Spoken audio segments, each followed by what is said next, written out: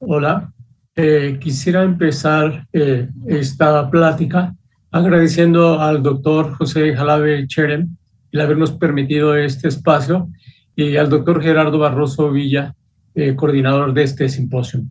Hablaremos del estado actual de la medicina reproductiva institucional. Eh, quiero de manera simplista señalar que la infertilidad es una enfermedad. Es una enfermedad que ha sido reconocida por la Organización Mundial de la Salud y dentro del catálogo internacional de enfermedades está incluida como una entidad nosológica. Desde este punto de vista, la infertilidad se ha considerado como un problema de salud reproductiva con una prevalencia alrededor del 15%. Eh, Se calcula que a finales de este año en el planeta tendremos alrededor de 8.000 millones de habitantes. Y esto es interesante porque en relación a esto podemos hacer un cálculo de este problema de salud reproductiva. Si calculamos 15 a 20% de prevalencia, tendremos alrededor de 186 millones de personas en el mundo con infertilidad. Y llama la atención que un poquito más de la mitad de estas personas buscarán ayuda médica. Y finalmente, alrededor del 23% van a tener algún tipo de tratamiento. Pero ¿qué pasa en nuestro país? El último censo de población del 2020, alrededor de 126 millones de personas en la República Mexicana. Y como todos sabemos, un porcentaje mayor, casi 2%, son mujeres. 64, 540 es la proporción. Es importante señalar los cambios demográficos. Entonces, en esta tabla del INEGI, lo que les quiero representar, qué ha pasado en la distribución de nuestra población por grupos.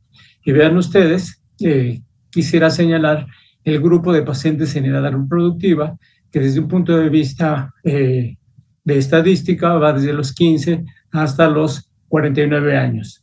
Y vemos qué pasaba en el 2010 y 2020. Hay un incremento importante y actualmente nuestro porcentaje de mujeres en edad reproductiva es alrededor del 51%. Esto es trascendente por lo siguiente. Siempre hacemos proyecciones.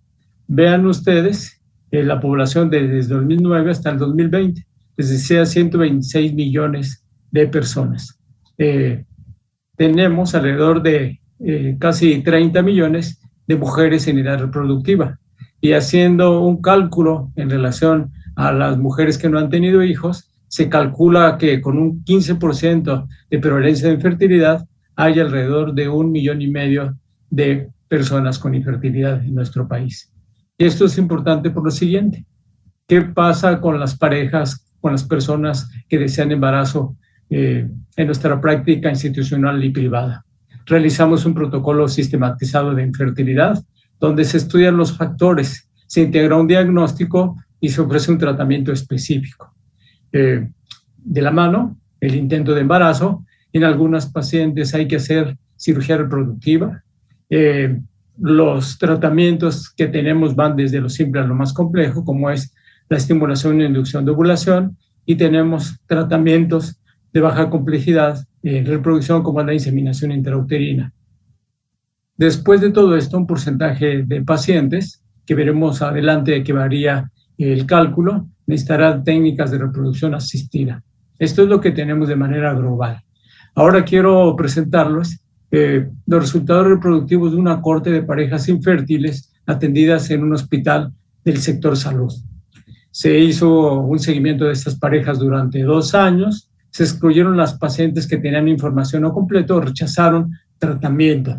Y lo único que les quiero presentar es a través de medidas de dispersión y de tendencia central qué pasa con estas pacientes. Vean ustedes el promedio de la edad, 30 años, el índice de masa corporal. Institucionalmente no vemos regularmente pacientes con obesidad, estamos hablando de pacientes con más de 30 de índice de masa corporal. Y algo interesante, cómo se comportan estas pacientes. El tiempo de infertilidad. Vean ustedes, de acuerdo a la definición, desde 1 año, pero hay parejas que hasta pasan 14 o 15 años y buscan tratamiento. La mayoría de estas parejas las vemos por infertilidad primaria. Los factores que participan en la infertilidad son los que se describen en la literatura. El factor neuroendocrino, el más importante, el factor tuboperitoneal, el factor uterino y el factor cervical. Y el factor masculino, que nosotros en esta población, el 27% de los varones tenía alteraciones. Y algo también trascendente, en estas parejas la mayoría tenía más de 3 factores alterados. Estos son factores negativos. En un porcentaje importante se realizó laparoscopía y histeroscopía, en 10% cirugía. Y aquí es importante resaltar que la cirugía más frecuente es la miomectomía. 20% de estas 1.305 parejas fueron candidatas a inseminación intrauterina. Y vean ustedes, la tasa de embarazo del 18%. Quiero resaltar de este estudio descriptivo que las pacientes atendidas en este hospital del sector salud, la infertilidad fue multifactorial en un porcentaje importante. Factores desfavorables, como les decía, el más importante es cuánto tiempo pasa de la infertilidad, y después de la integración diagnóstica terapéutica, solamente el 20% de estas pacientes se embarazaron. ¿Qué quiere decir? Que el 80% van a ameritar de otro tipo de tratamientos de reproducción asistida de alta complejidad. Y esto es importante por lo siguiente. Vean ustedes qué hay en relación a estas técnicas de reproducción asistida.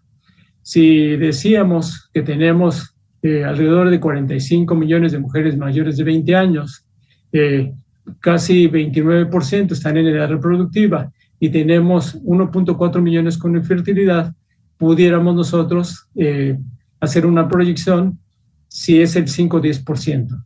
Si es 5%, 70,000 necesitan técnicas de reproducción asistida y el 10%, 140,000. Entonces, esto es muy interesante porque, como vimos en los datos anteriores, hasta 80% de estas pacientes que existe el sesgo, porque son pacientes que no han sido estudiadas y que ha pasado mucho tiempo, entonces tenemos una demanda muy alta. Y la oferta, esta es una proyección para 2022, se calcula que en la República Mexicana hay alrededor de 63 centros de reproducción. Privados, la mayoría, sector salud solamente 10, y en alrededor de 20 se hacen técnicas de baja complejidad. La Red Lara es un organismo que regula y normatiza los procedimientos de reproducción en América Latina. En 2012 en México se reportaron 12,000 ciclos. Esto comparado con la demanda que les presenté anteriormente es muy bajo. Pero ¿qué tenemos? Estos datos no sabemos el número real porque muchos centros no tienen su registro de COFEPRIS. Funcionan de manera homogénea, no lo sabemos, y algo bien importante, se concentran más en las áreas urbanas. ¿Y qué pasa en las instituciones públicas? Esto es bien importante. Hay otros problemas de salud pública, como lo son los embarazos de alto riesgo, como es el cáncer de mama, y hay recursos para programas prioritarios de salud. Y es importante señalar que en el quehacer diario del médico, la integración de la atención asistencial, formativa e investigación forma parte de todo esto. A pesar de que sabemos ahora que la infertilidad es una enfermedad y que toda persona tiene derecho a acceso a los servicios de salud y tiene derecho a decidir cuántos hijos y, por supuesto, los programas de anticoncepción de manera voluntaria.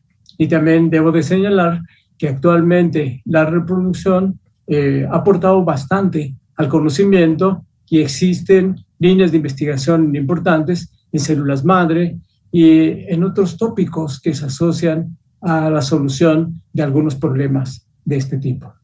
Entonces, quiero finalizar mi participación haciendo algunas consideraciones trascendentes.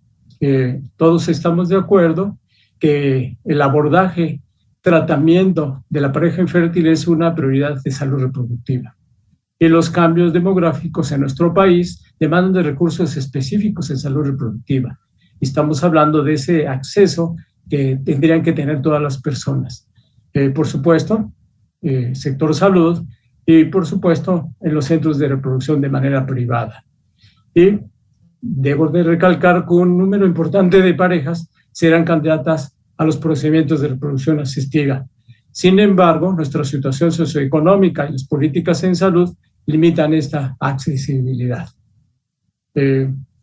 Finalmente, es importante señalar que en nuestro país no tenemos una ley de reproducción asistida. Ha habido varios intentos por hacer todo esto y que lo que tenemos que hacer actualmente es sumar esfuerzos para que estas parejas, de manera institucional, puedan tener este acceso a los tratamientos de reproducción asistida. Muchas gracias.